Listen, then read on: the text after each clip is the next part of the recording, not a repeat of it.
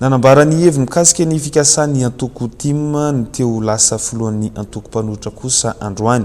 Ireo mpanao politika sasany nandritra ny fijoroana vaovolombelona izay nataon'ireo solombavambahoaka noho ny fisian'ny osoka tamin'ny fifidianana lasa teo iny izay nokarakarain'ny mouvement des citoyens contre les fraudes et irrégularités électorales tetsy amin'ny Carlton Anosy.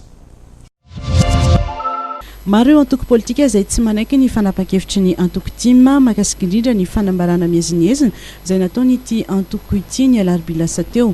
Nanamary ireto mpanao politika ireto fa misy ny lalàna izay tokony arahana makasika ny fifidianana na ny fanendrena ny filohan'ny Antoko Mpanohitra.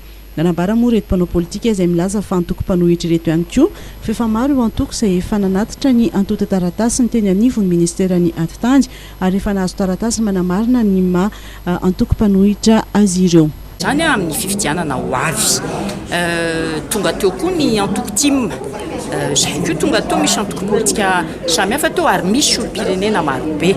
Ny androany dia fijoroana entina milaza fa ny fifidianana nandalo teto amin'ity firenetsika ity dia voapirofo hitapoka itam-pirenena hitan'izao tontolo izao fa fifidianana tsy nadio, fifidianana feno osika. Zany tsy zava-baovao fa mitsangana reto candidat solombavambahoaka mamondrina ny olom-pirenena ao anatin'ity hetsiky ny olom-pirenena miady amin'ny osika amin'ny fifidianana ity dia namaly zany fanasany zany izahay.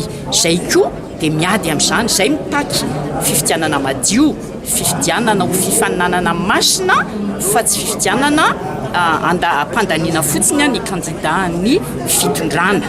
Naneo ny heviny sy mahakasika izay ihany koa ny Antoko Tamami izay tarihan'ny filohany. Ny Tamami dia manaty zany lalàna ary ny mampanohitra ny Tamami dia marina tokoa fa takiny lalàna isaky ny 5 taona ny fanaovana congrès national.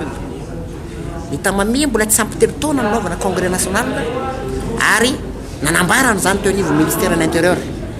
Ary ny mampanohitra anay dia tapaky ny mpizaika tamin'izany dia hoe mitaky fanovana lalam-pandrenana. Dikan'izay raha mbola tsy miovy lalam-pandrenana io dia voatazona mandraky tiana androany ny fanapa-kevitra ny mpizaika teo anatren'izay zaika nasional nataon'ny Tamami. Ara-dalàna zany Antoko politika ny Tamami.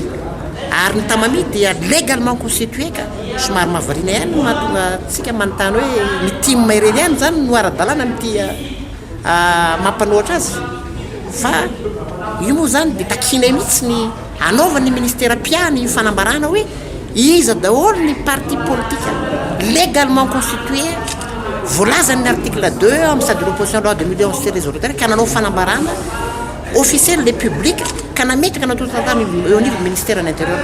Nanambara moa reto filohan'ny Antoko ireto fa tsy voatery ho solombavambahoaka ny filohan'ny Antoko Mpanohitra ary tokony ho isy ny fivoriana miaraka izay andinihana na koa hifidianana izay tokony ho filohan'ny Antoko Mpanohitra.